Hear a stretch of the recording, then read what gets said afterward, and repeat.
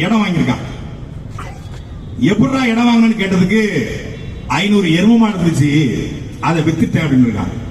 எருமை மாடை வித்து எதுக்கு 100 ஏக்கர் வாங்கியிருக்க? எருமை மாடை வித்துட்டான். அந்த வித்த காசுல 100 ஏக்கர்ல அருமையான தொழுவம், மாட்டு தொழுவம் கட்டியிருக்கான். அப்ப அவன்கிட்ட போய் அட பைத்தியக்காரா, மாட்டை பூரா வித்துவிட்டு ஏன்டா மாட்டு தொழுவம் கட்டுற?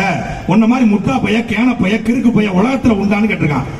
ஏண்டா எரும மாட்டை பூரா வித்து மாட்டு தொழுவம் கட்ட நானே முட்டா பையன்னா, பிளைட்ட பூரா வித்து ஏர்போர்ட் கட்ட அவன் எவ்வளவு பைய முட்டா பைய? சொந்தமா பிளைட் இல்ல, சொந்தமா வானூர்தி இல்ல, அவன் வானூர்தி நிலையம் கட்டலாம், நான் மாட்டு விட்டு தொழுவம் கட்டக்கூடாதா அப்படின்னு கேட்டான்னு சொல்லி எங்க அண்ணன் என்ற ஒரு 3 வருஷத்துக்கு முன்னாடி சொன்னாங்க. எந்த முட்டா பையன் நினைச்ச கண்ணன் சொன்னான்னு தெரியல. அந்த முட்டா பையனுக்கு உரைக்கிறதுக்காகத்தான் நாம எல்லாம் கூடி இங்க நிக்கிறோம்.